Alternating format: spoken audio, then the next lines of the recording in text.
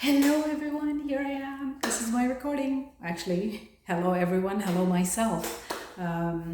This is my second recording, and I think I really would like to kind of start off with what I had mentioned earlier about this complex PTSD. So,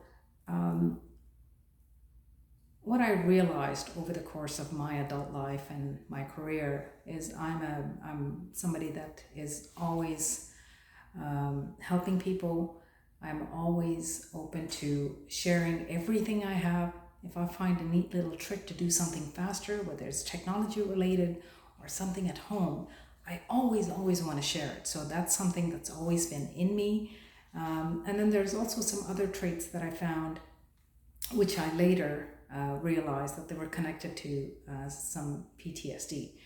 Now, talking a little bit about my childhood, a lot of this comes from there. I so just a quick intro about my background. I'm originally from a very small little village in southern India called Srivilliputur. Anyway, it's a very long name. It's got a beautiful little temple. So I was raised by my grandparents. So I had no access to my parents. So I had no parental upbringing, guidance, or anything like that. And my mom and dad, they were quite young, in their 20s when they had me, and I was raised by my grandfather and my grandmother, and in a village. So my beginnings are truly humble. So there's no running water, there's no electricity, no stove, none of that. So there were cow patties made with cow dung and sawdust on the roof of our dwelling. And that's what was used for fuel to cook the food.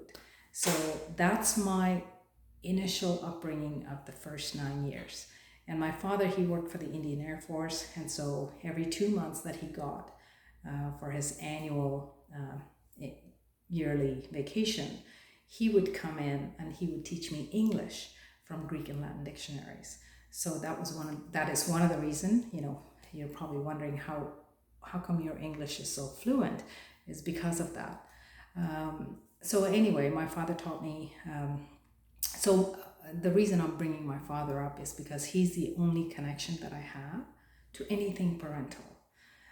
Because my mom,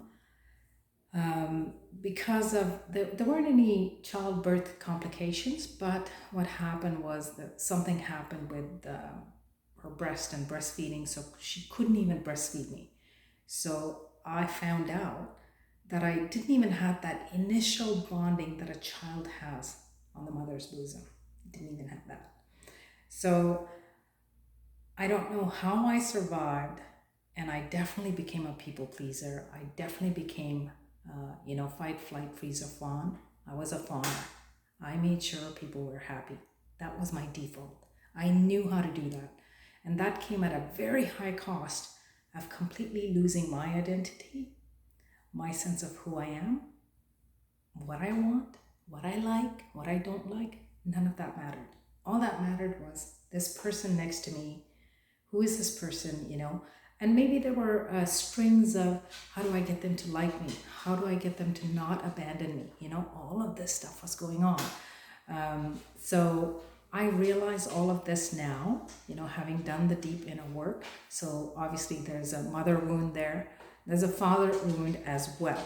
Because as brilliant as my father was, he also had a lot of, psychological issues and